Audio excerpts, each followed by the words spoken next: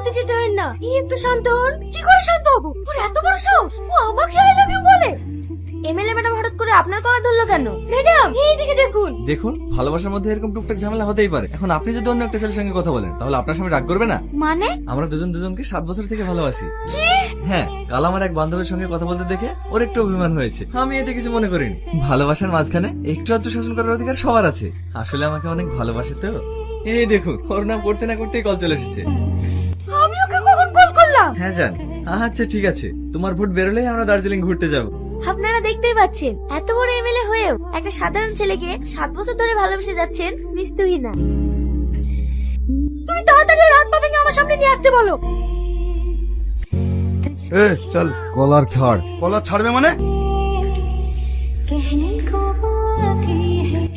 চলো না ভাই, এমএলএ ম্যাডাম তোমাকে ডেকে পাঠিয়েছে। সেটা আগে বলবি।